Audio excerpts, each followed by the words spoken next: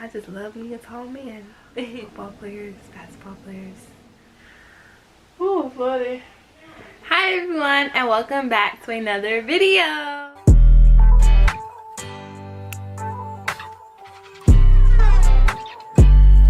Alright guys, so today's video I'm going to be doing a girls talk video because I did ask you guys on my Instagram, which if you don't follow it, go follow it right now. It's right here and it'll be in the description. If you guys don't follow my Instagram, go follow it right now. It'll be down below in the description and it is right here, so make sure you guys go follow it. But basically I asked questions. I asked you guys to ask me questions on something like either personal questions or questions that you're scared to ask somebody, or questions that you're like, you know, just different questions that either you're scared to ask, you want to know, or you want different opinions on, basically. And yeah, so we have about 24 questions, which is quite a lot. So we're just gonna try, you know, get this through. Also, PS, this is my opinion on these questions. Some may not be, you know, your opinion, but just bear with me. Don't get mad at me. These are just my opinions, you know. Okay, sorry. Alrighty. So without further ado, let's get into the video. Alrighty guys, so the first question that I have is, how do you pick good friends? So I will say this, personally, I feel like you'll never know someone's true intentions until you kind of get to know them more, or until like a situation really pops off where you're like, dang, like this is this person's true intention, I feel like. So also kind of maybe observing, like stepping back a little bit and observing and seeing, like, you know, like this person hangs out with this crew, you know, and like, do I want to hang out with that crew? Would I fit in with that person? Do I feel like, you know, we would be a good fit? Something like that. I do like to like sit and observe, and sometimes I just like to get to know people, get my first impression, and then kind of go from there. But like I said, the most important thing I feel like is you won't exactly know someone's true intentions and if they're really a really good friend unless, you know, something pops off, or until, you know, their true colors come out. So the next question is advice for confidence. Alright, so to be honest, my confidence was actually very low before. My confidence has gotten much higher.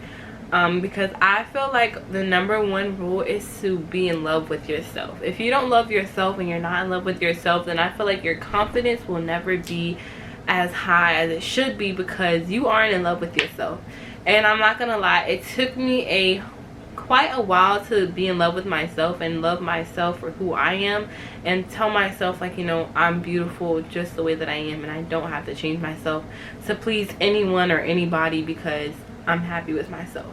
And I also had to like stop comparing myself to other girls or other people, and like question, like, you know, why am I not like the way they are, or why, you know, I had to stop doing that, because I feel like that's your #1 enemy. Like, if you compare yourself to others, it's not right at all. Like, I even had a friend, like, she always used to tell me, and she still does till this day, like, she'll always tell me, like, you know, you're beautiful just the way you are, and you don't have to change yourself for like anybody or anything and stuff like that. And so I actually started to become in love with myself so much. Like, I started to become so much more happier and just be proud of myself and in love with myself. So I just feel like you have to love yourself, and you just have to tell yourself, like, you know, you're beautiful just the way you are. You don't have to please anybody, because honestly, I feel like if someone likes you, they're gonna like you for you. Like, whatever and everything that you come with, they're gonna love you for that. Like, that's just how I feel.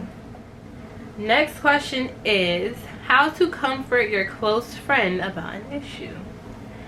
This one's a little deep, but I'm gonna say you definitely don't want to confront an issue that you have with someone or a friend in front of a friend group or in front of a lot of people. And I say this from experience, because I feel that people kind of, when there's like a crowd, or when there's an audience, which I feel we all do this in a point in time, we feel like we have to kind of protect our pride a little bit.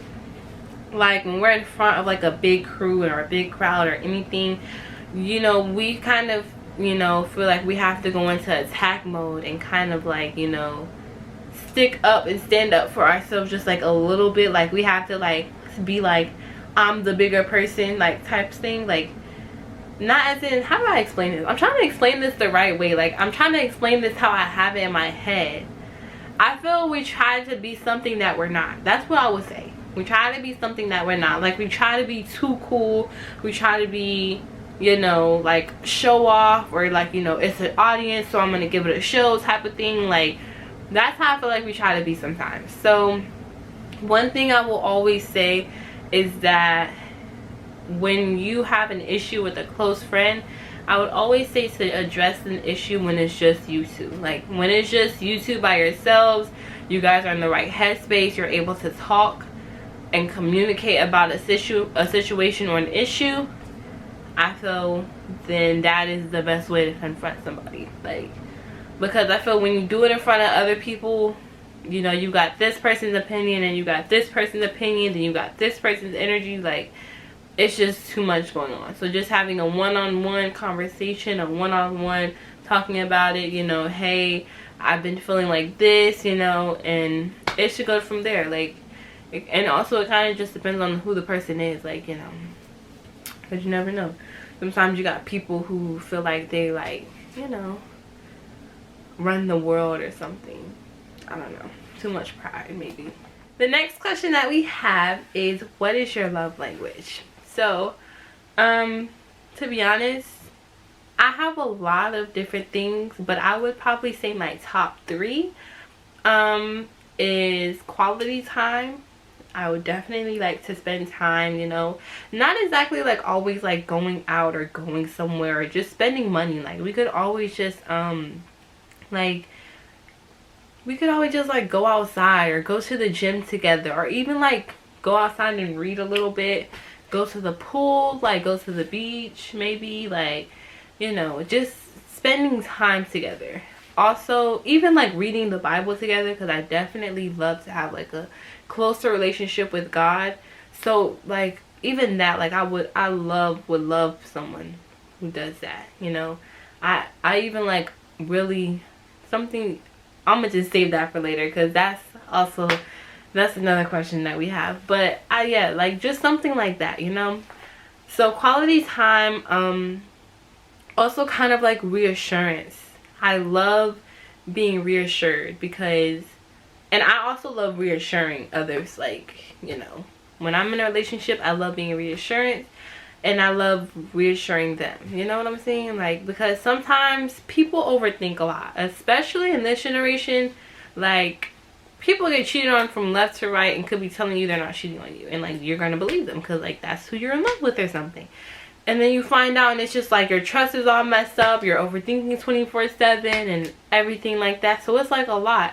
But I love like being reassured, you know, like just kind of reassuring words, you know, reassuring paragraphs or just anything. Like just love being reassured. And I love also reassuring others, like, you know, whoever I'm in a relationship with, you know, reassuring them, like, you know, telling them, hey, you know, writing them little paragraphs and like making their day. And the last thing I would say would probably be physical touch. I love like holding hands, hugging, kissing. I don't know, all things that people love to do, you know. So, but my most is definitely quality time, because I love to spend time, because I would love to spend time with you. And then it would go into the physical touch and reassurance and everything else. Alright. So the next question is, how long does it take for your healing phase? Which, to be honest, I feel like it's no set date. Some people get over things in an hour. Some people get over things in the next few days. Some takes months. Some takes weeks. Some takes years. Some takes minutes. I feel like it's no set time. It just depends on you. Like for me, I feel like I'm in my healing phase. I feel like I'm in my healing phase, but I'm also accepting love whenever it's ready for me. Like whenever God is ready for me to fall in love again, then I'm accepting that, you know. But I'm also still healing a little bit, where I feel like I've healed a lot more, but I'm still in a healing process because, you know, sometimes I could think about something that happened in the past and, you know, kind of get quiet or something like, but then the next day, like, you know, I'd be like, you know, I'm better than that, you know, I'm better than what I went through and everything like that. Like, you know, it just, I feel like it's no set date. You know, it just depends on you and how long, you know, it takes. Next question is, what is your opinion on talking stages? I think that talking stages, I don't feel like there's like, I don't feel like you have to be in a talking stage, but I feel like a talking stage helps. And I say that because I feel like people a lot of times try to rush in the process. Like, as in me, I used to always rush into relationships, and I feel like that's why it never really worked out, because I'm always rushing into something.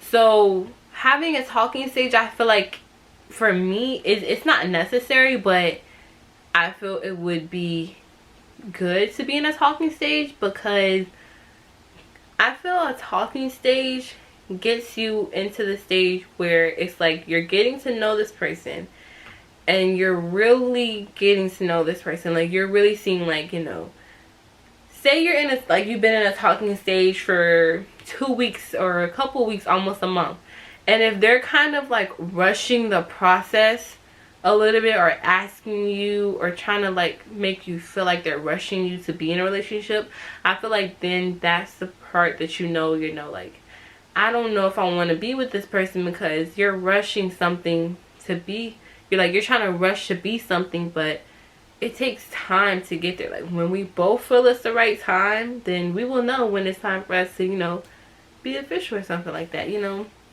But then again, I feel like when you find a person who doesn't mind, like, when you guys are both in the same headspace and you're both on the same page, and then you both get the feeling like, you know, I want to be with this person, like, I want to be with this person, so, you know, whenever the time is right, we'll go into being boyfriend and girlfriend and asking the person out and everything like that. So I feel talking stages aren't necessary, but I feel like they're a good thing to have. Like, I like being in a talking stage because, and also I feel like being in a talking stage, it helps you see if the person is loyal or not. Because when I'm in a talking stage, I'm loyal. Like, I take it as if we're in a relationship, because you're basically, it's a step before being in a relationship. So you should always be, I feel like you should be loyal. It should be no, yeah, we're talking, but I'm texting this person. Like, no, like, if we're talking, like, it's us two. It's basically like, this is a pending relationship. We're basically on the road to maybe being in a future relationship. So I feel like you should take it as, you know, a kind of pre-relationship. So do what you would do in a relationship, and if you would text other people in a relationship, then we do not need to be together. Like, that's just how I take it. So next question is, where do you plan to go to college? To be honest, I do not know yet. I kind of want to stay home. Kind of talking a little bit more about that with my mom. I'm thinking about staying here a little bit. So I have a thing, like, I don't know if I want to stay here for all my 4 years, or stay here for maybe the first 2 and then transfer. I don't know for sure. But yeah, I don't know for sure yet. I do want to be close to home, I do know that. But as of right now, I'm not fully sure, but I do have a couple colleges on my list that I've been looking at and stuff like that. So stay tuned. Next question, why do females cheat on good people? I'ma just say this, I do not cheat. I'ma just say this right now, I do not cheat.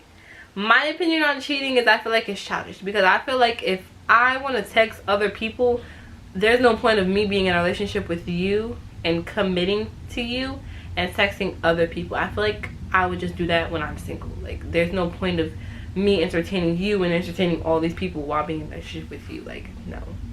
I feel like cheating is stupid. I feel like cheating is just dumb, honestly. I feel if you have the nerve to cheat and you want to cheat, please break up with me or do not be with me if you want to be in other people's faces. That's just how I see it. I do not cheat. But I feel, I don't know how to answer that question because I don't have the urge to do that. Like, I never want to. When I'm single, I could do what I want. I can text other people. I can text anybody. I could text hella people if I wanted to do that. You know, but when I'm in a relationship, like, I'm committed to that one person. And I love extremely hard. So I have no urge of cheating. But I don't know how to answer that question, you know. Sometimes people just feel, you know, maybe like, oh, this isn't working out. And instead of like, maybe they're scared to leave. So they end up kind of staying and doing what they want to do. Like, maybe. Like, I don't really fully know how to answer that question though. Next question is, what do you use in the shower? So the products I use Dove, and I also use this kind of aloe type of body wash. But I love Dove. I feel like I can't use any other soap but Dove. Like, even that Irish Spring, because I know one time we ran out of Dove soap, so we had Irish Spring soap, and I used it, and I just feel like it just makes my body dry. Like, I do not like it. I feel like it makes my body dry, and I just, no. But Dove, oh my gosh, I just love Dove. Like, I just sit there in the bathroom just scrubbing, and then I'll grab the soap, put more on my rag, and just start scrubbing even more. Like, I literally love Dove. I love the way it smells. Sometimes I either get the soap or I get like the Dove body wash. And then I recently just used the Dove soap and this aloe kind of body wash, which smells extremely good. But that's basically what I use. Alrighty, so next one is, do you believe in love at first sight? I don't know. I feel like it could happen. I don't know. I feel like it could happen. I feel like, yeah, I can believe in that, you know, love at first sight. I feel like it can happen. I feel like it could happen one day. I feel it does happen to people, so yeah, I am a believer. I really don't know if it happened to me though. I don't know, but I believe in it. Yeah. So the next question is, during the first date, who's paying? To be honest, it really don't matter. I don't know. To be honest, I like to pay for myself. Like, even when I'm going out or anything, like, I'm more of like, I like to be spoiled, but then again, I don't like asking for things. Like, when I'm in a relationship, I don't like asking, like, can you buy me this or can you buy me that, or like, you know, something like that. Like, you could ask me, I'd be like, yeah, I like that, you know, or I could be like, I want it, but I'm never gonna be like, oh, can you buy me this or buy me that. Like, I do like to be spoiled, but I keep that like to myself, you know, because I don't ever want to like ask people for things or anything like that. Like, I'm just like an independent person, but I love spoiling. When I get in a relationship, like, I love spoiling my partner, and I love being spoiled too, but I never really say that. But on the first date, I might pay for myself. I don't know, I might pay for both of us. I don't really know. But I feel it could either go either way. I feel like it depends. So say you're on a date with the person you're dating.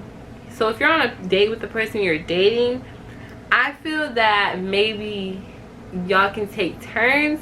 Or I've always seen this thing on TikTok where the girlfriend and boyfriend, they pull out their card and they have the waiter like pick which card, and like, you know, whoever card they pick, that's the one they're picking on. I want to do that in the future time. I do want to do that because I feel like that would be fun. Like, see, I'm like more of a fun, like, I'm a fun person. Like, I'm a good person to be in a relationship with. I'm more of like, I'm fun.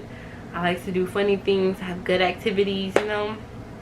So I don't really know. I feel like either person could pay, but I would probably pay for myself, and then I'd probably have you pay for yourself, or I'd be like, do you want me to pay for you? Like, you know. But sometimes gentlemen, like, and I say gentlemen, Sometimes gentlemen just kind of like pull out their card and be like, I got it. And you'd be like, you gotta take those tips, ladies, and be like, yeah, that's a good man right there a little bit, and add it to the pros, you know. So the next question is, what is your biggest insecurity?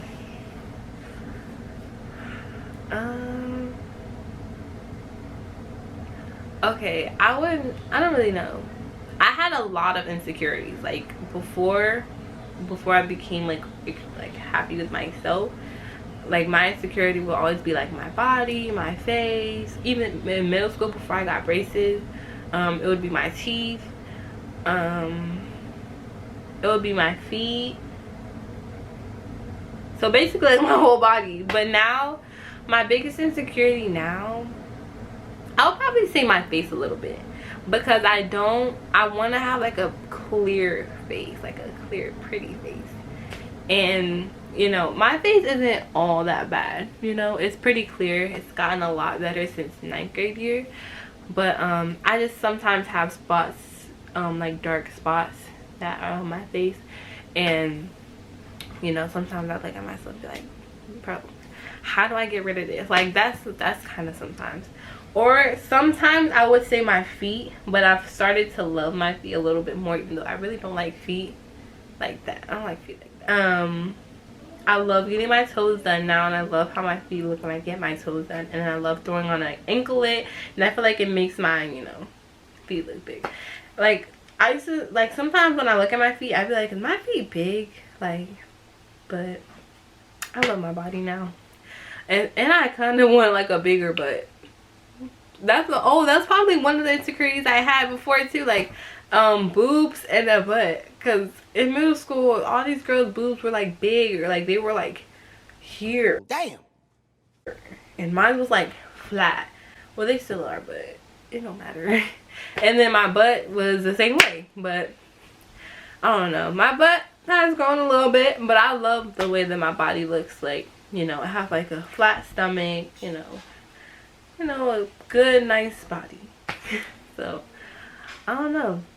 I would probably say the little dark spots on my face, because I want them to go away. But I just love everything about myself now. And my best feature, oh my gosh, I love my teeth. Oh, I love my smile. Is that one of the questions? I think that was one of the questions. Oh, was it? Oh yes, it is. What do you think is your best physical feature? Which will be my smile. I love my smile. Ever since I got my braces off 2 years ago, I've loved my smile ever since. And that's what everyone said. Like, they're like, I love your smile and everything like that. Like, they're always saying, I love your smile, I love your smile. Or even they say like my voice, because they be like, sometimes you sound like a baby, and then like sometimes, you know, you just have like a soft kind of pretty voice. But I love my smile. So I would say that is definitely best physical feature. All right. Next question, which this question I absolutely love, and this is the question that I was referring to back, but I said I was gonna hold off. It's, what are the things that you find unattractive that people find attractive? So I would say it's a lot of things that people find attractive that I don't find attractive.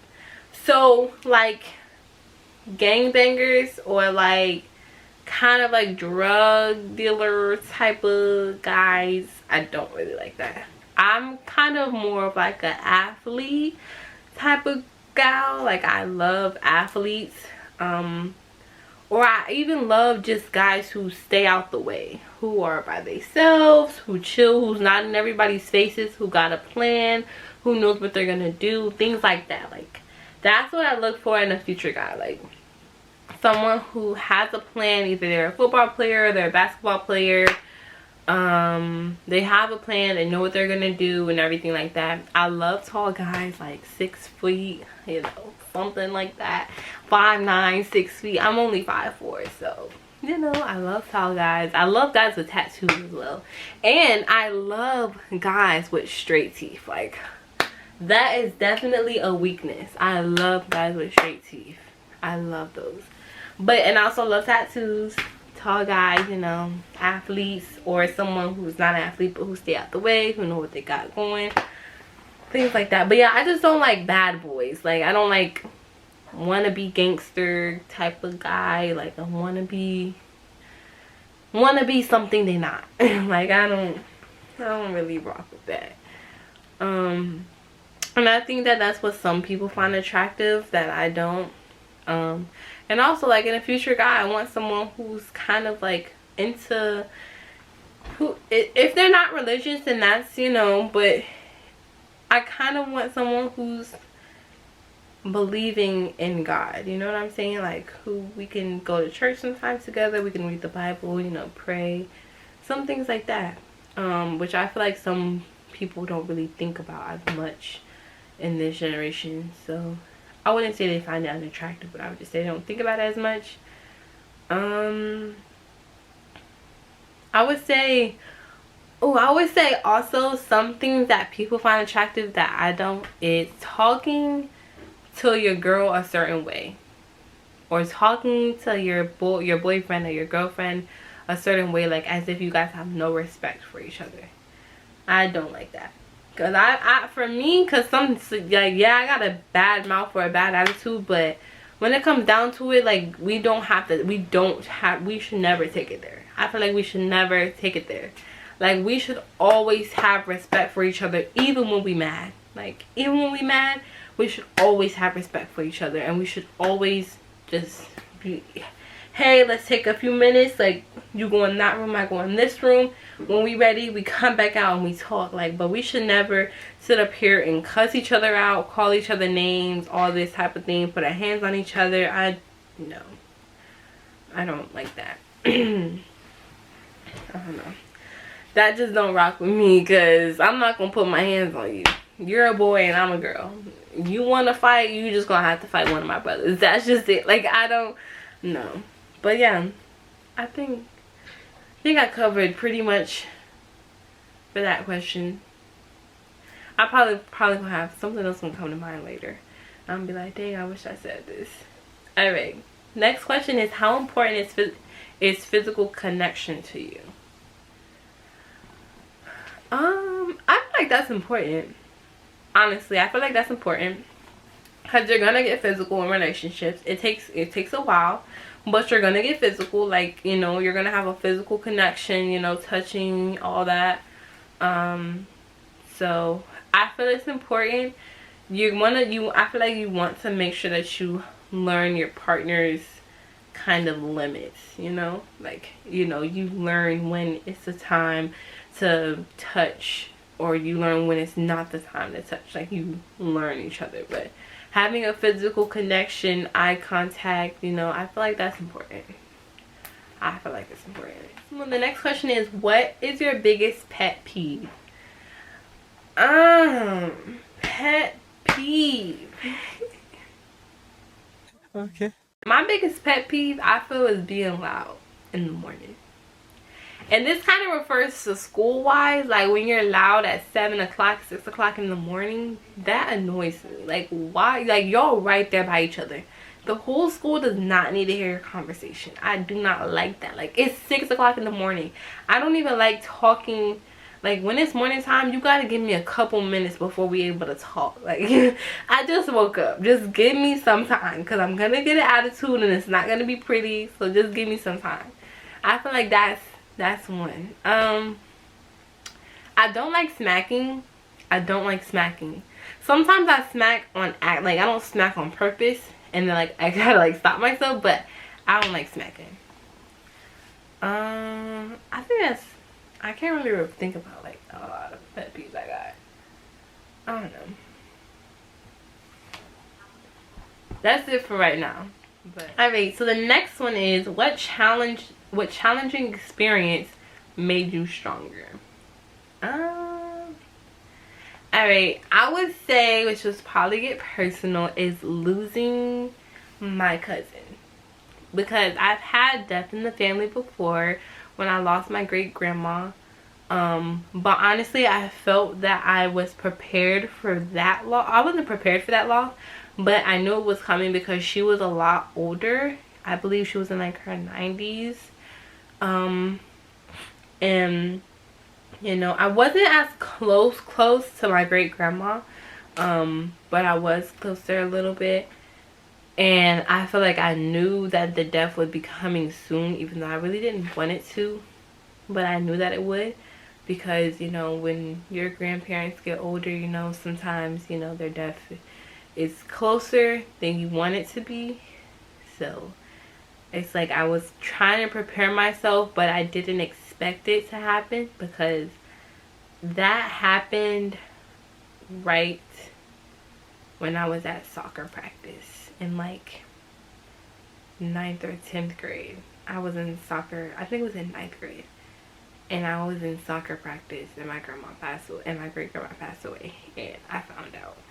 And yeah. But my cousin's death is the one that was very challenging, and it made me a lot stronger. I would definitely say my cousin's death. And I would say that because I never expected it to happen at like that age or that moment. I don't know. Oh, buddy. I just never expected it to happen. Like at that age, you know, he was very young, and I was close to him, you know. Yeah, I was close to him, so we were both young, you know. He's like 1 year older than me, and our birthdays are 5 days apart. So we were like the Libra cousins who were always like laughing. We would be on the phone. He would just like always do TikToks or just like, you know. And so just kind of hearing that news, at first I didn't believe it, and you know, and later on, you know, it was true. So that one was definitely a challenging experience, and I feel like it made me stronger. I feel like it's made me at that time it made me a different person.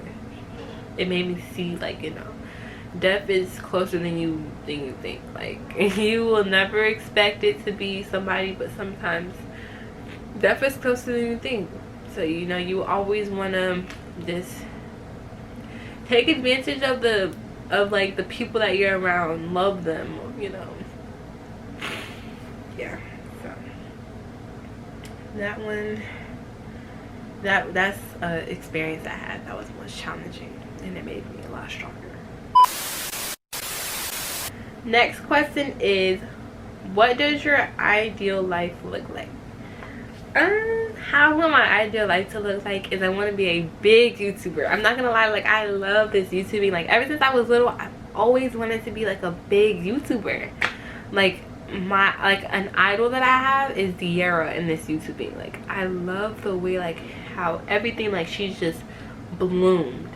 And you know, I feel like if she can do it, then I can do it too, you know?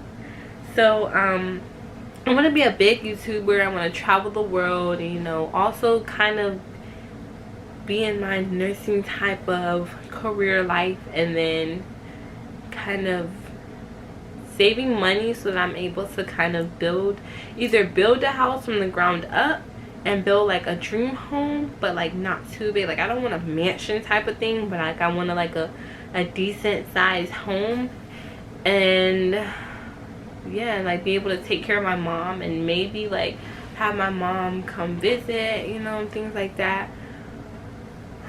Yeah, like I just want to have like a big lifestyle, like a beautiful, nice lifestyle. And I want to have kids in the future, you know.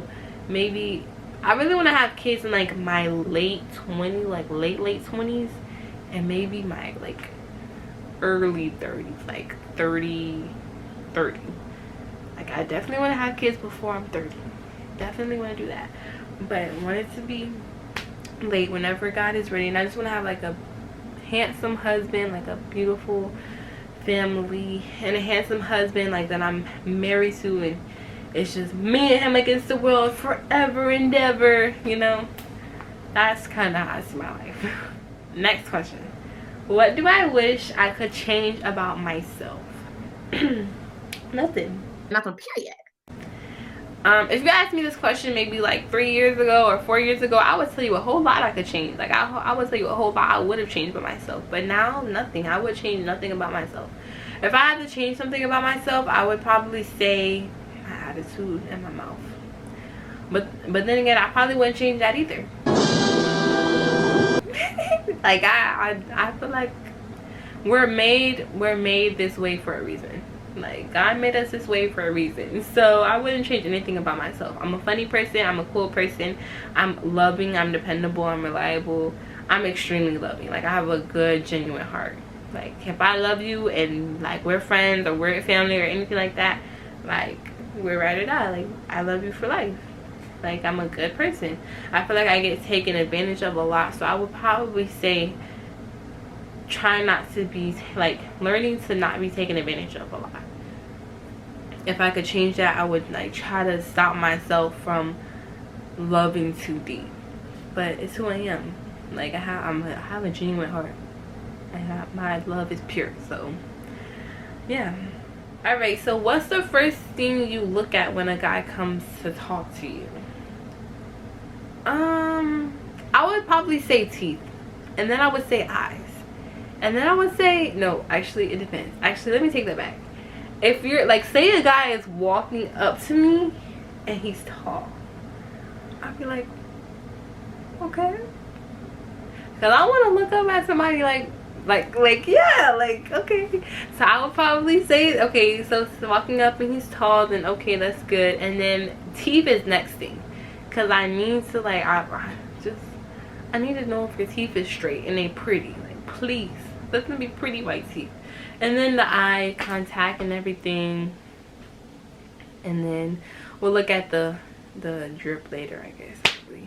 I just want to look at your personality and make sure that you're, you know, you're tall, you got pretty teeth, you got beautiful eyes, and boom, you know. And then we'll talk about everything else later. But yeah. Next thing is, what do you look for in a guy? I think I did answer the question earlier, but I'm gonna answer it again. I love tall guys, so I definitely like somebody who's 5'9" or 6 feet, 6'1", 6'2", 6'3". Football players, basketball players, you know, them be the tall guys. I just love me a tall man. So tall man, gentleman. I love a gentleman. I don't like somebody who's a wannabe, no. Tall guy, gentleman, love tattoos, straight teeth, straight pretty white teeth.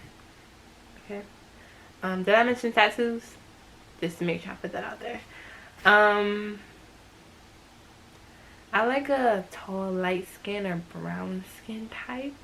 Also dark skin, but I'm more of, I can tell from my past I mostly talk or date brown skins and light skin more. But I've dated a dark skin before, but I'm more of a brown skin, light skin. So yeah. Dreads, or, you know, curly hair, or even waves, you know. But please make sure your dreads are maintained. I can't do retwists. Just saying, but so if I have a future boyfriend who got dreads, free retwist anytime. I like somebody who has a plan. I love people who have a plan, because they know what they want to do. They know how they're going to execute the plan. They know how they're going to have their future. Love people like that. Please graduate high school. At this point now that I'm a senior, at this point, I just want me a college man. Like a college freshman or a sophomore. That's what I'm looking for. Or just graduated at that. Like, looking for, and I love older guys. Like, I love guys who are like 2-3 years older than me. Well, 1-2-3 years older than me. You know, something like that. Yeah. And I love someone who's like a family type. You're like a family type of guy. You like to spend time with your family, things like that. Love somebody who likes to spend quality time, reassurance, trust. Somebody, and also someone who can who can handle my overthinking. Because when I'm in a relationship, my overthinking is a little bad because I do have trust issues, but I love someone who isn't in a rush, who isn't rushing into something, who doesn't want to rush into anything, who goes with the flow, who, you know, I feel those guys may be a little rare, but they're out there somewhere, you know. And yeah, whoever my future boyfriend is, you know, he'll get the whole down. But that's just a little bit for now. Where do you say your mental health is at right now? I would say that it's in a good headspace. Before, you know, I wouldn't say depressed, but I would just say heartbroken when I got like broken up with. But it took me a couple months to kind of get over that. But as of right now, like, I'm very happy. Like, I'm just super happy. Like, so I would say I'm in a good headspace. Sometimes I have times where like I could see something and it make me like think back on something sad, but I'm like overall I'm mainly happy. So I would say I'm in a good headspace. The last question, which we saved the kind of the best for last a little bit, is it easier to love or be loved? So my opinion on this is I feel it is easier for me to love someone than to be loved. And I'm gonna just give a quick little summary because I do come with a lot, and I feel everyone has had a past. Everyone goes through things, you know. Sometimes they are traumatized from their past or anything like that. So sometimes I feel it is kind of more harder for me. It's not hard, but people give up on trying to love me. They feel it takes too much. So yeah, I feel people just, they kind of give up too easily. They feel it's too much. It's too much to take care of. It's too much to deal with. So they give up. So I feel it's kind of hard for people to love me because they give up too easily. But it's easier for me to love people because I'm very open. You know, I care a lot. The love I give is genuine. So it's easier for me to love than for people to love me. That's just the way I put it. But yeah. So that was the last question. I hope you guys enjoyed this video, and if you did, please like, comment, and subscribe, and comment down below any other ideas that you, or video ideas, any pranks, because I need to drop me a prank sooner or later. So let me know in the comments below. But yeah, just let me know anything that you guys would like to see. And I hope you guys enjoyed this video, and I will see you guys later. Bye.